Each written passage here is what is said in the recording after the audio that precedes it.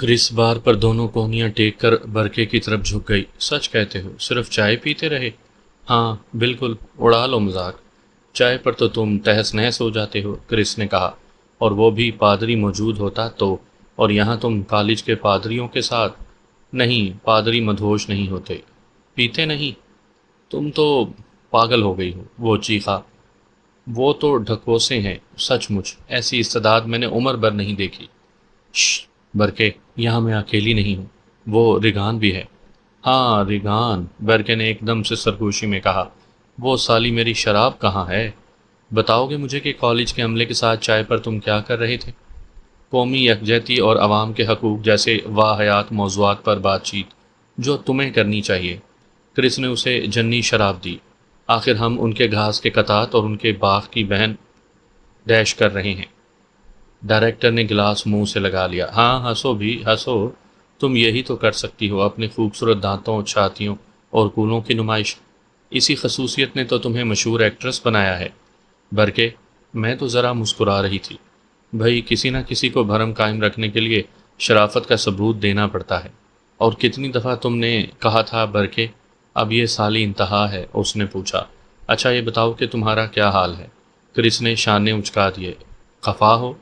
कहो, चलो बताओ क्या हाल है। पता नहीं। अपने चाचा को नहीं बताओगी? लानत, मेरे ख्याल में मुझे भी ज़रूरत है इसकी। उसने गिलास की तरफ हाथ बढ़ा दिया। हाँ पियो, तुम्हारे मैदे के लिए बढ़िया चीज़ है। हाँ तो अब कहो। क्रिस गिलास में शराब उंडेल रही थी। कभी मरने के मुतालिक सोचा है? हैं यानी? मरने के मुतालिक? क्रिस ने उसकी बात काट दी। कभी सोचा है उसके मुतालिक? यानी इसका मतलब क्या है मरने का? हकीकत में मरने का? बरके ने बेचैनी से पहलू बदल कर जवाब दिया। पता नहीं। नहीं नहीं सोचा। कभी सोचना भी नहीं, लेकिन ये मौजू तुमने छेड़ा ही क्यों? क्रिस ने शाने उचकाए। ये तो मैं खुद भी नहीं जानती। उसने अपने गिलास में बर्फ़ के टुकड़े छोड़ दिए और फिर सर हिलाकर बोली। हाँ ठीक है, आज सुबह सोचा था मैंने इसके मुतालिक, एक ख्वाब की तरह। एक ख्वाब, और उससे बेदारी में यूं ही ख्याल आया। क्या मतलब इसका? खात्मे का? खात्मा? मैंने उसके मुतालिक पहले कभी सुना भी था। उसने सर झटका। मेरे खुदा, ये ख्याल तो मेरे लिए आसेब बन गया है। मैंने यूं महसूस किया जैसे मैं किसी सैयारे पर से गिर रही हूँ, 1000 लाख फी घंटा की रफ्तार से। ये क्या बकवास है? मौत तो एक पुरसकून नींद है। मेरे लिए नहीं है। बस सब कुछ ख़त्म हो जाता है। अरे भाई, आदमी मरने के बाद अपने बच्चों में ज़िंदा रहता है। तुम भी रहोगी, लेकिन मेरे बच्चे जमा में नहीं हैं। हाँ ठीक है, एक बच्ची काफ़ी है। मेरा मतलब है बरके, ज़रा सोचो तो। अदम वजूद हमेशा के लिए। लानत है क्रिस, तुम यार आइंदा हफ्ते पादरियों के साथ चाय पीने चली जाना। वो साले तुम्हें सुकून बख्शेंगे। उसने धड़ाम से गिलास रख दिया। भर दो इसे। तुम जानो बरके, मैं नहीं जानती कि वो पीते हैं। तुम तो निरी गधी हो। वो लोग एतराफ़ गुनाह के लिए जाते हैं। अब ये मैं क्या जानूं? बरके एकदम से धाड़ा। भाई, तुम भी तो कभी पादरी बनने। वो शराब कहाँ है? काफ़ी पियोगे? ये क्या मजाक है क्रिस? एक गिलास और भर दो। रास्ते का गोला बारूद। वाहयात, और मुझे वाहयात शराब से नफ़रत है। उसने गिलास आगे बढ़ाया। क्रिस ने फिर भर दिया। मेरे ख्याल में दो एक को बुला लूं? क्रिस बुड़बुड़ाई। किसको? जो भी बड़े हों, मेरा मतलब है पादरी। फिर वो साले तुम्हारा पीछा नहीं छोड़ेंगे, लुटेरे हैं साले। क्रिस ने समझ लिया कि बरके अब आपे से बाहर हो रहा था। चुनाचे उसने जल्दी से मौजू बदल कर उसे उस स्क्रिप्ट के मुतालिक बताया जो उसे उसके एजेंट ने भेजा था। अच्छा, बहुत उम्दा, बरके बुड़बुड़ाया। मेरी तो तबीयत घबरा रही है। अरे डार्लिंग, डायरेक्शन उसी वक्त मुश्किल है जब तुम उसे मुश्किल समझो, वरना ये बच्चों का खेल है। आधे घंटे तक वो इसी पर बहस करते रहे। आपने बुलाया मादाम? कार्ल दरवाजे पर मुस्तैद खड़ा हुआ था। ओ हेलो थॉर्नडालिक, बरके ने कहा। बाहुनर यख नाम है तुम्हारा। मैं ज़रा गड़बड़ा गया हूँ। जी मेरा नाम कार्ल है। हाँ हाँ बेशक, भूल गया था। कहा तो कार्ल, तुम क्या थे? गुस्तापू या एजेंट या क्या थे? जी मैं जर्मन नहीं, स्विस हूँ। ओह अच्छा अच्छा। कार्ल क्रिस की तरफ घूम गया। मादाम को ज़रूरत है किसी चीज़ की? बरके, काफ़ी लोगे? अपनी खूबसूरत धुम भी डाल दो। डायरेक्टर उठा कमरे से और फिर घर से भी निकल गया। कार्ल, टेलीफोन के प्लग निकाल लो, वो बोली। जी अच्छा मादाम, और कोई हुक्म? थोड़ा सा सांका। रिक कहाँ है? نیچے کھیل کے کمرے میں۔ بلاؤں؟ ہاں، اس کے سونے کا وقت ہو گیا ہے۔ نہیں، ٹھہرو، میں جاتی ہوں، دیکھوں تو صحیح اس نے میرے لیے کیسا پرندہ بنایا ہے۔ تم میرے لیے سانکھا لے آؤ۔ جی اچھا مادام۔ اور ہاں، برکے کی طرف سے بھی معافی مانگتی ہوں، میں نے کوئی دھیان نہیں دیا، بس یہی بات تو اسے کھا گئی۔ کرس تہہ خانے میں پہنچی جہاں کھیل کا کمرہ تھا۔ ہائے گڑیا، کیا کر رہی ہو؟ پرندہ بن گیا؟ ہاں، آؤ دیکھو، بن گیا بالکل۔ کمرہ خوبصورت اور سجا ہوا تھا۔ کینوس، پینٹنگ، فوٹوگراف، کھیلوں کے لیے میزیں اور کھلونے بنانے کے لیے میزیں۔ واہ، شاندار! کرس نے وہ پرندہ گھما کر پھرا کر دیکھا جو اس کی بیٹی نے اس کے ہاتھ میں پکڑا دیا تھا۔ وہ ابھی گیلا تھا اور پریشان پرندہ معلوم ہوتا تھا۔ اس کا رنگ نارنجی تھا، سفید چونچ پر نیلی اور سفید دھاریاں تھیں، پروں کا گچھا اس کے سر پر گوند سے چپکا دیا گیا تھا۔ پسند آیا؟ ریگان نے پوچھا۔ بہت، بلکہ حد سے زیادہ۔ نام ہے اس کا کچھ؟ عمدہ سا نام، سمجھ میں نہیں آ رہا۔ اچھا تو میں سوچتی ہوں۔ ہاں، گونگا پرندہ کیسا رہے گا؟ اچھا ہے نا؟ تو فی الحال میں اسے یہیں چھوڑتی ہوں، جب خشک ہو جائے تو اپنے کمرے میں لے جاؤں گی۔ کرس جب پرندہ رکھ رہی تھی تو اس کی نظر اوجا بورڈ پر پڑی۔ اوجا بورڈ ایک ایسا تختہ ہوتا ہے جس پر حروف تہجی اور مختلف علامتیں بنی ہوتی ہیں۔ اسے روحیں بلانے اور ان سے خفیہ پیغامات حاصل کرنے کے لیے استعمال کیا جاتا ہے۔ اس تختے پر دو پینسلیں ہوتی ہیں، ایک سفید اور ایک سیاہ، جو دو پہیوں پر قائم ہوتی ہیں۔ انہیں پلینچٹ کہتے ہیں۔ جب آدمی بلائی ہوئی روح سے کوئی سوال کر کے پینسل پر انگلی رکھتا ہے تو وہ خود بخود لکھنے لگتی ہے۔ لوگ یہ کھیل محض اپنی دلچسپی کی خاطر کھیلتے ہیں اور دو آدمی کھیلتے ہیں۔ وہ بھول ہی گئی تھی کہ یہ بورڈ اس کے پاس تھا۔ اپنی قسمت اور مستقبل کا حال معلوم کرنے کے لیے اس نے پتہ نہیں کس دھن میں یہ بورڈ خرید لیا تھا کہ اسے تسلی تو ملے، جھوٹی ہی صحیح، لیکن اس کی یہ آرزو پوری نہ ہوئی تھی۔ ایک دو دفعہ وہ یہ کھیل شارن کے ساتھ اور ایک دفعہ بیرکے کے ساتھ کھیل چکی تھی، جس نے بڑی مہارت سے پلاسٹک کے پیلچنٹ چلائے تھے اور ایسے ایسے فحش جواب حاصل کیے تھے کہ خود وہ آخر میں بھاڑ میں گئی روحیں چیخ اٹھا تھا۔ تم کھیلتی ہو اوجا بورڈ سے؟ ہاں۔ جانتی ہو کس طرح کھیلا جاتا ہے اس سے؟ ہاں، دیکھو بتاتی ہوں تمہیں، ریگان نے کہا اور بورڈ کے سامنے بیٹھنے لگی۔ لیکن اس سے کھیلنے کے لیے دو آدمیوں کی ضرورت ہوتی ہے۔ نہیں تو ممی، مجھے دوسرے کی ضرورت نہیں پڑتی۔ کرس نے کرسی گھسیٹ لی۔ اچھا آؤ ہم دونوں مل کر کھیلتے ہیں۔ اچھی بات ہے۔ پتہ نہیں کیوں ریگان ہچکچا رہی تھی۔ ریگان نے سفید پلینچٹ پر اپنی انگلیوں کی پوریں رکھ دی تھی اور جب کرس نے اپنے کالے پلینچٹ کی طرف ہاتھ بڑھایا تو وہ ایک دم سے کھسک کر اس خانے پر ٹک گیا جس پر نہیں لکھا ہوا تھا۔ کرس اپنی بیٹی کی طرف دیکھ کر خجالت سے مسکرائی۔ ممی، مجھے اکیلے ہی کھیلنے دو۔ تو تم نہیں چاہتی کہ میں کھیلوں؟ یہ بات نہیں ہے ممی، دراصل کپتان ہاؤڈی نے کہا ہے۔ نہیں۔ کپتان کون؟ کپتان ہاؤڈی؟ یہ کپتان ہاؤڈی کون ہے بیٹی؟ وہ ہیں جن سے میں سوال پوچھتی ہوں اور وہ جواب دیتے ہیں۔ اچھا، ہاں بہت اچھے ہیں کپتان ہاؤڈی۔ کرس ایک دم سے متفکر ہو گئی۔ بچی کو اپنے باپ سے بہت زیادہ محبت تھی۔ اس کے باوجود جب کرس اور اس کے شوہر میں طلاق ہو گئی تو اس کا کوئی رد عمل ریگان پر نہ ہوا، اور کرس کو یہ بات عجیب اور پریشان کن معلوم ہوئی تھی۔ ہو سکتا تھا کہ ریگان اپنے کمرے کی تنہائی میں روئی ہو یا اب بھی روتی ہو، لیکن یہ کرس یقین سے نہیں کہہ سکتی تھی۔ لیکن کرس کو ایک فکر لاحق ہو گئی تھی کہ کیا پتہ ریگان کی یہ بے تعلقی اور خاموشی کسی وقت کسی قسم کی دماغی بیماری کی صورت میں پھٹ پڑے۔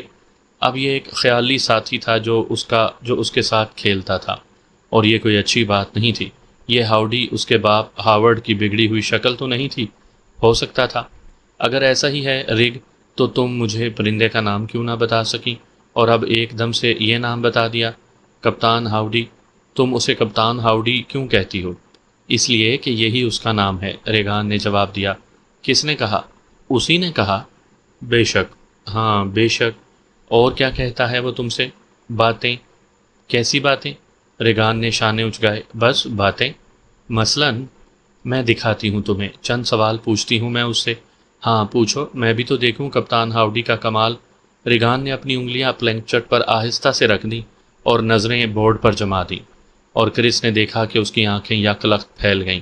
کپتان ہاؤڈی، تمہارے خیال میں میری ممی خوبصورت ہے نا؟ ریگان کی آواز بوجھل سی تھی۔ 1 سیکنڈ، 5، 10، 20 سیکنڈز۔ کپتان ہاؤڈی۔ مزید کئی سیکنڈ گزر گئے۔ کرس حیرت زدہ تھی۔ وہ متوقع تھی کہ اس کی بیٹی پلینچٹ کو کھسکا کر ہاں کے خانے پر رکھ دے گی، لیکن ایسا نہ ہوا۔ اب اسے کیا کہیں، لاشعوری عداوت کہ یہ تو پاگل پن ہے۔ کپتان ہاؤڈی، یہ بڑی بدتمیز ہے، ریگان نے خفگی سے کہا۔ تمہارے یہ کپتان سو گئے ہیں شاید۔ اچھا، ایسا خیال ہے تمہارا؟ میرے خیال میں اب تمہیں بھی سو جانا چاہیے، وقت ہو گیا۔ چلو بیبی، سو رہو چل کر۔ کپتان ہاؤڈی گدھا ہے، ریگان نے کہا اور اٹھ کر اپنی ماں کے ساتھ چل دی۔ کرس نے اسے لٹا کر لحاف اڑا دیا اور خود پٹی پر بیٹھ گئی۔ رگ، کل اتوار ہے، چنانچہ میری چھٹی رہے گی۔ اب بتاؤ، کل کچھ کرنا ہے تمہیں؟ کیا؟ جب وہ لوگ واشنگٹن آئے تھے تو کرس نے ریگان کے لیے سہیلیاں اور دوست تلاش کرنے کی کوشش کی تھی۔ اسے صرف ایک لڑکی ملی تھی، اس کی عمر 12 برس کی تھی اور نام جوڈی تھا، لیکن جوڈی اپنے والدین کے ساتھ ایسٹر کی چھٹیاں منانے چلی گئی تھی۔ چنانچہ اب کرس کو فکر تھی کہ ریگان کہیں تنہائی محسوس نہ کرنے لگے۔ اب یہ تو میں بھی نہیں جانتی، کچھ تو کریں آخر، سیر کو ہی چلے جائیں۔ ہاں چیری بلاسم، ہاں ٹھیک ہے، چیری بلاسم کھلے ہوں گے۔ یہ پھول تو تمہیں پسند ہیں، انہیں دیکھنے چلا جائے؟ ہاں ممی، اور کل رات کو ایک فلم دیکھی جائے۔ کیسا ہے پروگرام؟ عمدہ۔ کرس نے ریگان کو سینے سے لگا کر بھینچا۔ ریگان نے جواب میں ایسا ہی کیا۔ رگ، بہت چاہتی ہوں میں تمہیں، کرس نے کہا۔ ممی، تم چاہو تو مسٹر برکے کو لا سکتی ہو۔ کرس پیچھے ہٹ گئی۔ برکے؟ میرا مطلب ہے میرے لیے ٹھیک ہے۔ نہیں، ٹھیک نہیں ہے، کرس مسکرائی۔ رگ، میں برکے کو کیوں لانے لگی؟ اس لیے کہ وہ تمہیں پسند ہیں۔ ہاں پسند ہیں، تمہیں پسند نہیں ہے؟ رگ نے کوئی جواب نہ دیا۔ کیا بات ہے بیبی، تم ان سے شادی کرنے والی ہو نا ممی؟ یہ سوال نہیں تھا بلکہ براہ راست بات تھی۔ کرس نے بے اختیار ایک کہا لگایا۔ ارے نہیں بیبی، یہ کیا کہہ رہی ہو تم؟ برکے، وہ پھر ہنسی۔ یہ خیال تمہیں کیسے آیا؟ لیکن وہ تمہیں پسند ہیں۔ مجھے تو مٹر بھی پسند ہے، میں شادی کر لیتی ہوں ان سے۔ برکے میرا ایک دوست ہے اور بس۔ تم انہیں ڈیڈی کی طرح پسند نہیں کرتی؟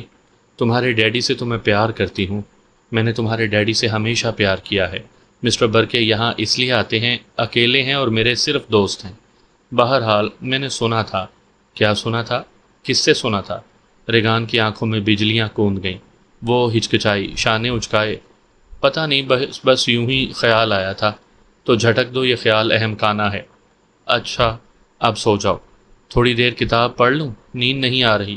ٹھیک ہے، اپنی نئی کتاب پڑھو یہاں تک کہ نیند آ جائے۔ شکریہ ممی۔ شب خیر بیٹی۔ شب خیر ممی۔ کرس نے دروازے میں سے اس کی طرف بوسہ پھینکا اور پھر دروازہ بند کر دیا۔ وہ زینہ اترنے لگی۔ بچوں کو ایسے خیالات کیوں اور کہاں سے آتے ہیں، وہ سوچ رہی تھی۔ اس نے سوچا کہیں ریگان نے برکے کو تو اس کے طلاق کا سبب نہیں سمجھ لیا۔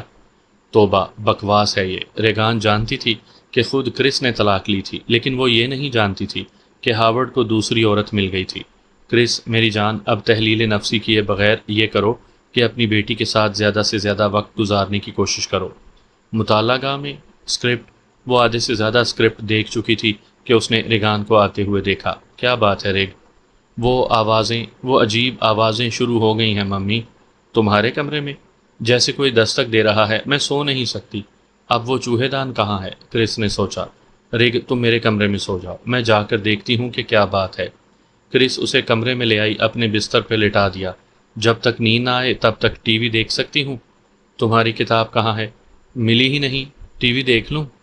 ہاں، کرس نے ٹی وی چلا دیا۔ آواز اور اونچی کر دوں یا ٹھیک ہے؟ ٹھیک ہے، سونے کی کوشش کرو۔ اچھا۔ کرس لائٹ بجھا کر ہال میں آ گئی۔ اب وہ تنگ سیڑھی چڑھ رہی تھی جو اٹاری تک جاتی تھی۔ اس نے دروازہ کھولا، لائٹ کا سوئچ تلاش کرنے لگی۔ لائٹ مل گئی، لائٹ جلائی، وہ جھک کر اٹاری میں داخل ہو گئی۔ اس نے چاروں اطراف دیکھا، فرش پر 6 چوہے دان رکھے ہوئے تھے۔ کمرہ صاف ستھرا تھا، حتیٰ کہ ہوا بھی بوجھل نہیں تھی۔ دیواروں میں اور چھت میں سوراخ نہیں تھے۔ یہاں تو کچھ بھی نہیں ہے۔ کرس اچھل پڑی، اس کا دل کلا بازی کھا گیا۔ میرے خدا، کس کی آواز تھی یہ؟ وہ ایک دم سے اس طرف گھوم گئی جس طرف سے آواز آئی تھی۔ ارے کارل، یہ کیا واقعات ہے؟ میں تو ڈر ہی گئی۔ کارل سیڑھی پر کھڑا ہوا تھا۔ معافی چاہتا ہوں مادام، لیکن آپ نے دیکھا نا، کچھ نہیں ہے، صاف ہے بالکل۔ ہاں دیکھا، شکریہ۔ شاید بلی مناسب رہے گی۔ کیا؟ چوہے پکڑنے کے لیے؟ کرس کے جواب کا انتظار کیے بغیر وہ سر ہلا کر نیچے اتر گیا۔ ایک لمحے تک کرس دروازے کی طرف دیکھتی رہی۔ کارل یا تو نرا احمق تھا یا ضرورت سے زیادہ ہوشیار۔ وہ فیصلہ نہ کر سکی، وہ دونوں میں سے کیا تھا۔ اسے پھر وہ عجیب آوازیں یاد آ گئیں۔ اس نے چوڑھالی چھت کی طرف دیکھا۔ سڑک پر بہت سے پیڑ تھے، ان پر بیلیں لپٹی ہوئی تھیں۔ گھر کے سامنے کا زیادہ تر حصہ، 1/3 حصہ درختوں سے گویا ڈھکا ہوا تھا۔ تو یہ کہیں گلہریاں تو نہیں تھیں؟ وہی ہوں گی، یا شاید درختوں کی ٹہنیاں ہوں۔ ہاں، ٹہنیاں ہی ہوں گی۔ ہوا بہرحال تیز تھی ذرا، شاید بلی مناسب رہے گی۔ کرس نے ایک بار پھر دروازے کی طرف دیکھا۔ بہت ہوشیار ہے یہ کارل، ہے نا؟ وہ شرارت سے مسکرائی۔ وہ نیچے اتر کر ریگان کے کمرے میں پہنچی، کوئی چیز اٹھائی اور واپس اٹاری میں آ گئی، اور 1 منٹ کے بعد وہ اپنے کمرے میں آ گئی۔ ریگان گہری نیند سو رہی تھی۔ کرس نے اسے آہستہ سے اپنے ہاتھوں پر اٹھایا، اسے خود اسی کے کمرے میں لے آئی، اسی کے بستر پر لٹا دیا، واپس اپنے کمرے میں آئی، ٹی وی بند کیا اور اپنے بستر میں سو گئی۔ صبح تک گھر خاموش رہا۔ ناشتہ کرتے کرتے کرس نے باتوں باتوں میں کارل سے کہا کہ رات کے کسی حصے میں اس نے چوہے دان کے بند ہونے کی آواز سنی تھی۔ کارل، جا کر دیکھو تو، اس نے صبح کے اخبار پر نظریں ہٹائے بغیر کافی کی چسکیاں لیتے ہوئے کہا۔ کچھ بھی کہے بغیر کارل معاملے کی تحقیق کو چلا گیا۔ جب وہ واپس آ رہا تھا تو کرس کا حال میں اس سے سامنا ہو گیا۔ وہ وہاں کھڑا حیرت سے بھوس بھرے مخمل کے ایک بہت بڑے چوہے کی طرف دیکھ رہا تھا۔ یہ کھلونا اس کے ہاتھ میں تھا۔ جب وہ اٹاری میں پہنچا تھا تو اس چوہے کی تھوتنی چوہے دان میں پھنسی ہوئی تھی۔ کوئی شرارت کر رہا ہے، کارل بڑبڑایا، اور چوہا ریگان کے کمرے میں رکھایا۔ عجیب عجیب باتیں ہو رہی ہیں یہاں، کرس نے کہا۔ وہ اپنے کمرے میں پہنچی، اپنا گون اتارا اور کام پر جانے کی تیاری کرنے لگی۔ ہاں بھائی، بلی اچھی رہے گی، بلکہ بہت اچھی رہے گی۔ اس دن فلم کی شوٹنگ میں کوئی قباحت نہیں۔ شارون سیٹ پر آ گئی تھی، چنانچہ شوٹنگ کے وقفے کے درمیان وہ دونوں کاروباری معاملات نپٹاتے رہے۔ وائٹ ہاؤس کی ڈنر پارٹی میں شریک ہونے کے لیے اوکے کا تار بھی بھیج دیا گیا تھا۔ ایک تار ہارورڈ کو بھیج کر یاد دلایا گیا کہ وہ ریگان کی سالگرہ کے دن فون ضرور کرے، اور اپریل سن 1923 کے ڈنر پارٹی کا پلان تیار کیا گیا۔ شام کو وہ ریگان کو لے کر فلم دیکھنے گئی، اور دوسرے دن صبح وہ شہر کی سیر کرتے اور دلچسپی کے مقامات دیکھتے رہے۔ جب وہ لوگ انجانے سپاہی کے مقبرے پر پہنچے تو ریگان نے کرس کا ہاتھ پکڑ لیا اور پوچھا، ممی، لوگ مرتے کیوں ہیں؟ اس سوال نے کرس کی روح کو چھیڑ دیا۔ رگ، تم بھی؟ نہیں نہیں، ہائے نہیں۔ اس کے باوجود وہ اسے کیا جواب دے؟ اس نے اپنی بیٹی کی طرف دیکھا۔ اس کا چہرہ کرس کی طرف اٹھا ہوا تھا، آنکھوں میں آنسو تھے۔ کیا اس نے کرس کے خیالات پڑھ لیے تھے؟ پہلے بھی کئی دفعہ وہ اس کے خیالات معلوم کر چکی تھی۔ بیٹی، لوگ تھک جاتے ہیں، اس نے جواب دیا۔ خدا انہیں مارتا کیوں ہے؟ ریگان نے پوچھا۔ کرس بیٹی کی صورت تکنے لگی۔ وہ الجھ گئی، پریشان ہو گئی۔ وہ معمہ تھی، خدا اور مذہب میں یقین نہیں رکھتی تھی، اس لیے اپنی بیٹی کو مذہب کبھی نہیں سکھایا تھا۔ خدا کے متعلق کون بتاتا ہے تمہیں؟ شارون۔ اچھا، کرس نے کہا، وہ شارون سے بات کرے گی۔ ممی، خدا ہمیں تھکنے کیوں دیتا ہے؟ بات یہ ہے کہ خدا تنہائی محسوس کرنے لگتا ہے تو ہمیں بلا لیتا ہے، اس نے جواب دیا۔ وہ اپنی بیٹی کو بتا نہیں سکی کہ خود اس کے کیا خیالات تھے۔ ریگان خاموش ہو گئی۔ گھر واپس جاتے وہ سارے راستے خاموش رہی، دن بھر اور دوسرے دن، یعنی پیر کے دن بھی وہ چپ چاپ رہی۔ منگل کے دن، جو ریگان کی سالگرہ کا دن تھا، اس کا یہ موڈ ٹوٹنے لگا۔ کرس اسے شوٹنگ پر لے گئی، اور جب شوٹنگ ختم ہوئی تو ایکٹروں، ایکٹریسوں اور پورے عملے نے مل کر سالگرہ مبارک ہو والا گیت گایا۔ برکے نے ساری فلیش لائٹ جلا کر ریگان کی فلم اتاری، اسے اسکرین ٹیسٹ کیا اور وعدہ کیا کہ وہ کرس کی بیٹی کو بڑی ایکٹریس بنا دے گا۔ اس وقت وہ نشے میں نہیں تھا۔ رات کے کھانے کے بعد جب تحائف کے باکس کھولے جا رہے تھے تو اداسی ختم ہو چلی تھی۔ ہارورڈ کا مبارکبادی کا فون نہیں آیا۔ کرس نے روم میں کال کیا تھا، وہاں ہوٹل کے کلرک نے بتایا کہ ہارورڈ پچھلے کئی دنوں سے ہوٹل نہیں آیا تھا۔ وہ تفریحی کشتی میں تھا جہاں فون لگایا نہیں جا سکتا تھا۔ کرس بہانے بنانے لگی۔ ریگان نے اداسی سے سر ہلایا۔ جب اس کی ماں نے ہاٹ شاپ جا کر ٹھنڈا پینے کی تجویز پیش کی تو ریگان نے انکار کر دیا۔ وہ بغیر کچھ کہے طے خانے والے کھیل کے کمرے میں چلی گئی، جہاں سے وہ سونے کے وقت تک واپس نہ آئی۔ دوسرے دن صبح کرس بیدار ہوئی تو یہ دیکھ کر حیران رہ گئی کہ ریگان اس کے بستر میں اس کے ساتھ سوئی ہوئی تھی اور نیم بیدار تھی۔ ہیں، یہاں تم کیا کر رہی ہو؟ میرا پلنگ ہل رہا تھا۔ کیا؟ پلنگ ہل رہا تھا، لرز رہا تھا؟ کیا حماقت ہے، اس نے ریگان کا گال چوم لیا۔ سو جاؤ، ابھی سویرا ہے، اور یہ سویرا کبھی نہ ختم ہونے والی دہشت ناک اور لرزہ خیز رات کی ابتدا تھی۔ سامعین کرام، آپ سن رہے ہیں ایک خوفناک اردو کہانی جس کا نام ہے آسیب۔ یہ اس سلسلے کی قسط نمبر 3 ہے۔ مجھے امید ہے آپ کو میری یہ کاوش پسند آ رہی ہوگی۔ آپ نے اگر ابھی تک میرا چینل مائی وائس سبسکرائب نہیں کیا تو ابھی میرے چینل کو سبسکرائب کر کے بیل نوٹیفیکیشن آن کر لیجئے تاکہ آنے والی ہر نئی کہانی کی اطلاع بر وقت آپ تک پہنچ سکے۔ وہ زیر زمین ریل کے تنہا پلیٹ فارم کے کنارے پر کھڑا ہوا تھا۔ وہ اس ریل کی گھڑگھڑاہٹ سننے کے لیے بےتاب تھا جو آ نہیں رہی تھی اور جو اس کے درد کو خاموش کر سکتی تھی، جو ہمیشہ اس کے ساتھ رہا تھا، نبض کی طرح جو ہمیشہ خاموشی میں سنائی دیتا تھا۔ اس نے اپنا بیگ دوسرے ہاتھ میں منتقل کیا اور منتظر بے چین نگاہوں سے ریل کی سرنگ میں دیکھا۔ روشنی کی کانپتی ہوئی نوکیں اندھیرے میں پھیلی ہوئی تھیں، نا امیدی اور مایوسی میں راہبر ستاروں کی طرح۔ کوئی کھانسا، اس نے بائیں طرف دیکھا۔ خود اپنے ہی پیشاب کے تالاب میں پڑا ہوا بڑی ہوئی سفید داڑھی والا ایک لاوارث بھیکاری اٹھ کر بیٹھنے کے عمل میں تھا۔ اس نے اپنی زرد جالا پڑی آنکھوں سے پلیٹ فارم کے کنارے پر کھڑے ہوئے پادری کی طرف دیکھا۔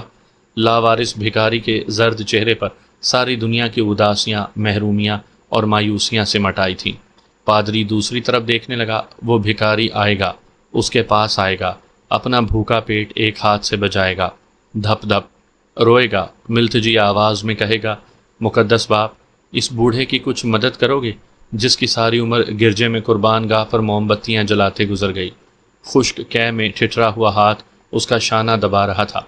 ہزاروں اعترافات گناہ سے، شراب سے، نہیں سے اور سینکڑوں دینوی گناہوں سے بدبو مارتی ہوئی سانس سب کچھ اگل رہی تھی۔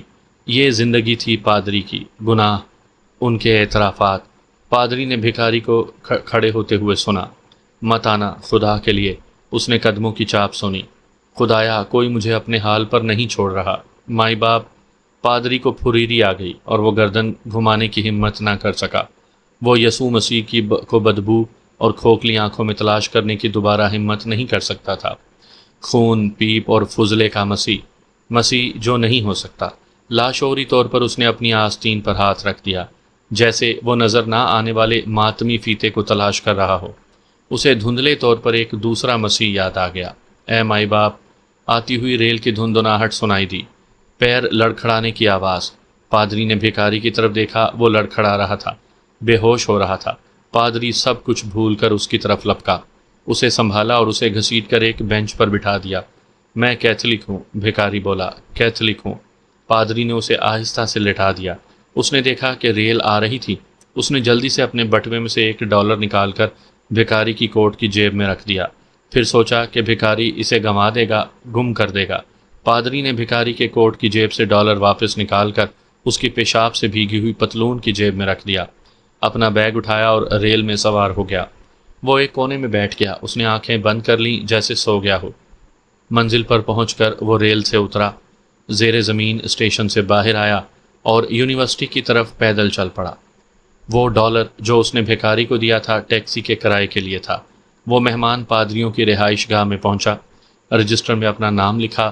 پھر اس نے اپنا نام لکھا ہوا نام دیکھتا رہا۔ کہیں کچھ کمی تھی۔ اسے یاد آیا، اپنے نام کے آگے SJ لکھ دیا۔ ہر کیتھولک پادری اپنے نام کے آگے SJ ضرور لکھتا ہے۔ اس نے دیگی حال میں کمرہ حاصل کیا اور کوئی 1 گھنٹے بعد اسے نیند آئی۔